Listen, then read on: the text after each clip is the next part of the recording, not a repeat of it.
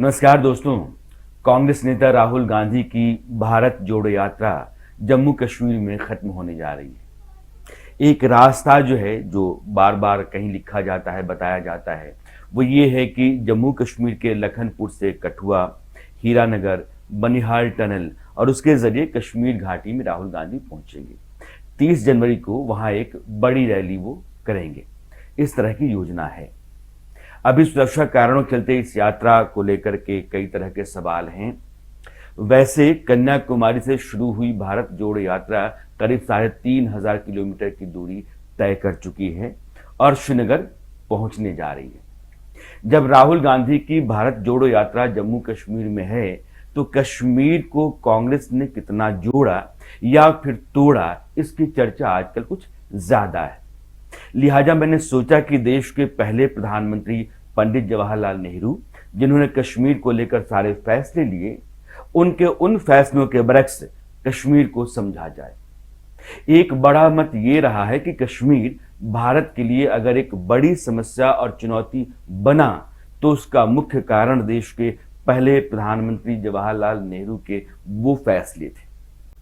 कांग्रेस और नेहरू के विरोधियों के हवाले से अगर ऐसी बातें आती हैं, तो जाहिर है आम आदमी के लिए उन पर यकीन करना उतना आसान नहीं होगा। बीजेपी ने भी नेहरू की कश्मीर नीति पर कई गंभीर सवाल उठाए और उठाती रही है, लेकिन मैंने कश्मीर पर नेहरू के उन फैसलों को वैसे लोगों की नजर से देखने की कोशिश की है जो नेहरू के बेहद करीबी थे, कांग्रेस के पायदार नेता थे या फिर बड़े अधिकारी थे।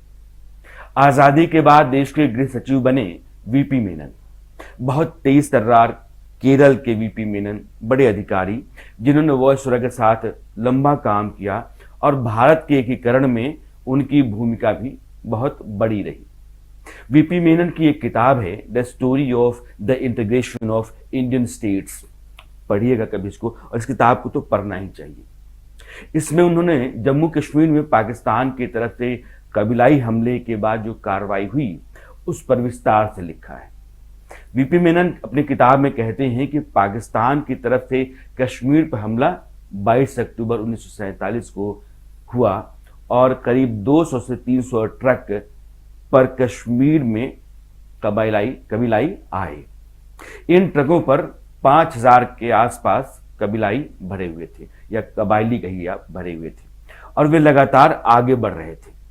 24 अक्टूबर 1947 को वे श्रीनगर के करीब पहुंच गए। वे माहुरा पावर हाउस पहुंचे और उसे बंद करा दिया। इसके बाद समूचा श्रीनगर अंधेरी में डूब गया।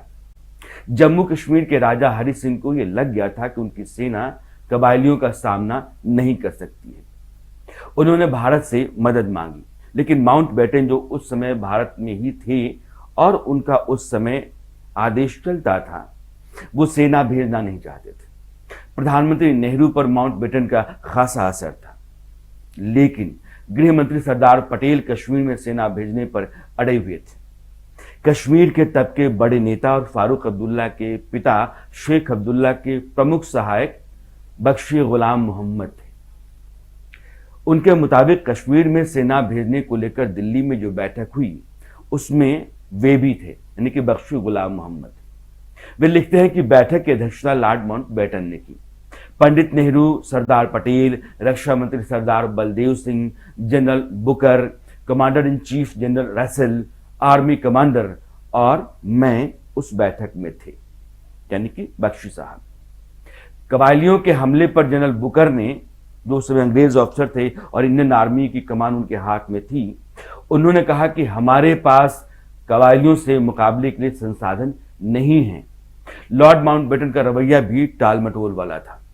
तभी सरदार पटेल अपनी सीट से उठे और बोले कि जनरल, हर कीमत पर कश्मीर की रक्षा करनी होगी। आगे जो होगा देखा जाएगा। संसाधन है या नहीं, इसके बारे में आप मत सोचिए। हमें हर हाल में कबायलियों को खदेड़ना है। हवाई जहाज से सामान पहुंचाने की तैयारी सुबह तक कर ली जाएगी। आप अपना काम कीजिए। इसके बाद कोई चारा था नहीं सेना भेजने के अलावा। बख्शी गुलाम मोहम्मद बताते हैं कि अगर उस दिन सरदार पटेल आक्रामक नहीं होते और इस तेवर में बात नहीं करते, तो आज कश्मीर पाकिस्तान के पास होता। इसी तरह कश्मीर को स्पेशल स्टेटस देने का मामला है। यानी 370 और 35A, जो अब हट चुके हैं। सरदार पटेल कश्मीर को किसी भी तरीके से विशेष राज्य का दर्जा, स्पेशल स्टेटस देने के खिलाफ थे, लेकिन पंडित नेहरू ने कश्मीर का मुद्दा गृह मंत्रालय से लेकर के अपने पास रख लिया, यानी प्रधानमंत्री कार्यालय में ले लिया। इसके बाद सरदार पटेल के हाथ बंध गए।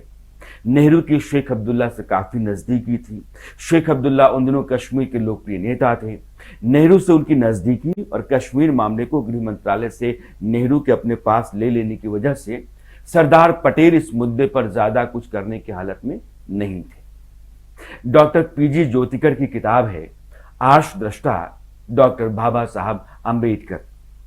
उसमें वे लिखते हैं कि शेख अब्दुल्ला ने कश्मीर के लिए विशेष दर्जे की मांग की थी, लेकिन डॉक्टर बाबा साहब अंबेडकर ने साफ साफ मना कर दिया और शेख अब्दुल्ला से उन्होंने कहा कि आप चाहते हैं कि भारत आपकी रक्षा करे, सड़कें बनाए, जनता को राशन दे और इसके बावजूद भारत के पास कोई अधिकार नहीं रहे। क्या आप यही चाहते हैं? मैं इस तरह की मांग कभी नहीं स्वीकार कर सकता। डॉक्टर अंबेडकर की इस बात से नाराज शेख अब्दुल्ला नेहरू के पास गए।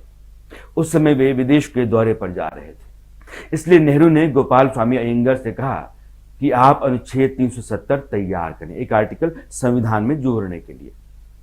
अयंगर उस समय बिना किसी पोर्टफोलियो के मंत्री थे। इसके अलावा वे कश्मीर के पूर्व दीवान और संविधान सभा के सदस्य रह चुके थे, उस समय थे भी। उन्होंने प्रधानमंत्री के कहे के मुताबिक अपना काम कर दिया और जैसा शेख अब्दुल्ला चाहते थे वैसे प्रावधानों के साथ आर्टिकल 370 को तैयार किया, जो 17 अक्टूबर 1949 को लाया गया। मोटे शब्दों में आप यह समझिए कि 370 ये कहता था कि देश की संसद अगर कोई कानून बनाती है तो वह जम्मू कश्मीर में तभी लागू होगा जब वहां की विधानसभा उसकी मंजूरी दे दे। जनसंघ के अध्यक्ष बलराज मधोक ने अपनी आत्मकथा में एक पूरा अध्याय विभाजित कश्मीर और राष्ट्रवादी अंबेडकर पर लिखा है। मधोक अपनी किताब में लिखते हैं कि मैंने अंबेडकर को कथित राष्ट्रवादी नेताओं से ज्यादा राष्ट्रवादी और कथित बुद्धिजीवियों से ज्यादा विद्वान पाया। इसी तरीके से कश्मीर के मुद्दे को संयुक्त राष्ट्र ले जाने का सवाल। पीएन चोपड़ा सरदार पटेल पर उन्होंने बहुत सारी किताबें लिखी हैं। उनकी किताब है कश्मीर एंड हैदराबाद सरदार पटेल। इसमें वे लिखते हैं कि सरदार पटेल मानते थे कि कश्मीर मुद्दे को संयुक्त राष्ट्र में नहीं ले जाना चाहिए। इस मामले से जुड़ी एक घटना आपको सुनाता हूं। जब पंडित नेहरू ने कश्मीर को लेकर संयुक्त राष्ट्र जाने की बात कही तो पटेल ने उनको आगाह किया। उन्होंने कहा कि mister Nehru, do you want to lose Kashmir? इस पर नेहरू चुप हो गए, मगर उसके बाद उन्होंने फिर गलती की। कैबिनेट की पहली मीटिंग में ही पटेल प्रस्ताव रखते हैं कि जिन दर्रों से पाकिस्तान की तरफ से कबायली आ रहे हैं, उन कबायलियों को रोकने के लिए, या पाकिस्तान की सेना आ रही है उनको रोकने के लिए एयरफोर्स से बोम्बार्डिंग रास्ते पर करवाना चाहिए, उन दर्रों पर। नेहरू इस प्रस्ताव को मानने से इनकार कर गए। सेना ने दो टूक कहा था कि जब तक इन कबायलियों को कश्मीर से खदेड़ा नहीं जाता तब तक युद्ध विराम नहीं किया जाना चाहिए, यानी कि समूचा कश्मीर दिए बिना युद्ध विराम नहीं होना चाहिए। बावजूद इसके देश के पहले प्रधानमंत्री नेहरू ने युद्ध विराम का ऐलान कर दिया। नतीजा यह हुआ कि पाकिस्तान के हिस्से में पीओ किया गया। कश्मीर का 2/3 हिस्सा हमारे पास था, लेकिन उसकी सेना अब पीछे जा रही थी और 1/3 हिस्सा पाकिस्तान के पास जो रह गया था उस युद्ध विराम के ऐलान के चलते रुक गया। मशहूर पत्रकार कुलदीप नैयर, आप जानते हो उनको, उनकी किताब है बियॉन्ड द लाइन्स। तो कुलदीप नैयर ने कश्मीर अभियान का नेतृत्व करने वाले लेफ्टिनेंट जनरल कुलवंत सिंह से लड़ाई के कई साल बाद पूछा ये कि भारतीय सेना पूरा कश्मीर लेने की जगह बीच में ही क्यों रुक गई। तो जनरल ने जवाब दिया कि प्रधानमंत्री ने उन्हें सिर्फ उस इलाके तक जाने के लिए कहा था जहां कश्मीरी बोली जाती है। नेहरू पंजाबी भाषी इलाके, यानी कि जो पाकिस्तान पर कश्मीर आज की तारीख में है, उस तरफ के लोग पंजाबी बोलते थे और उधर जाने से मना किया था, यानी कि वो उस तरफ के हिस्से को लेने के इच्छुक थे ही नहीं। कुल मिलाकर आप ये देखिए तो पिछले 70 साल से कश्मीर भारत के लिए अगर एक बड़ा सिरदर्द रहा तो उसका कारण पंडित नेहरू के गलत फैसले रहे।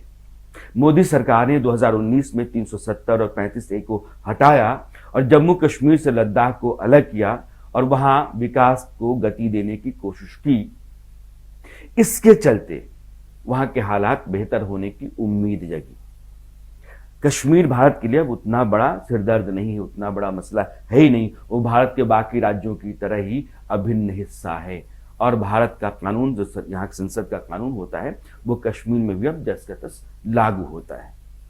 आज जब राहुल गांधी जम्मू कश्मीर में हैं तो गुजरे वक्त को देखना जरूरी सा लगा, इसलिए वो तमाम बड़े फैसले जिन्होंने कश्मीर को भारत से अलग रखने और भारत के लिए कश्मीर को एक बड़ी चुनौती बनाने में बड़ी भूमिका निभाई थी, उनका जिक्र करना जरूरी सा लगा।